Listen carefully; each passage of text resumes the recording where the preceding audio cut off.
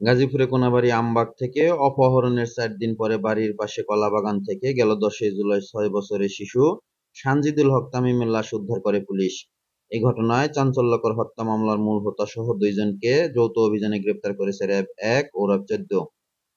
গ্রেপ্তারকৃতরা হলো ময়মনসিংহ জেলার মুক্তাগাছা থানার পাউরিতলা গ্রামের মৃত মজনু মিয়ার ছেলে মোহাম্মদ হাসান মিয়া, একই জেলার ফুলপুর থানাধীন কুশকান্দা গ্রামের ইস্কান্দার মিয়ার ছেলে মোহাম্মদ সাগর মিয়া। গেল ১২ জুলাই শুক্রবার বিকেল ও সন্ধ্যার দিকে ময়মনসিংহ জেলার মুক্তাগাছা থানাধীন কুদিরবাড়ি বাজার এলাকায় যৌথ অভিযান পরিচালনা করে তাদের গ্রেপ্তার করা হয়।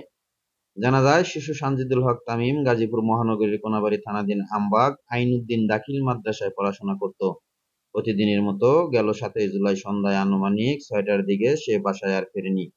পরে বিভিন্ন জায়গায় খোঁজাখুঁজি করে কোথাও না পেয়ে কোনাবাড়ী থানায় একটি সাধারণ ডায়েরি করে শিশুটির বাবা।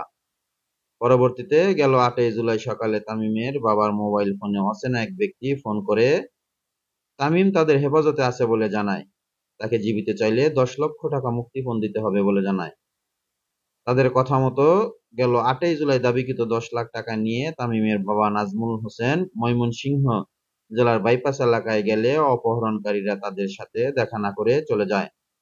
এরপর গেল ১০ জুলাই দুপুরে গাজীপুর কোনাবাড়ী থানাধীন আমবাগ মধ্যপাড়া এলাকার ভাড়া বাড়ির পূর্ব পাশে কলাবাগানের ভেতর একটি শিশুর অর্ধগলিত পচা গন্ধযুক্ত মৃতদেহ পড়ে আছে দেখে আশেপাশের লোকজন থানায় খবর দেয়।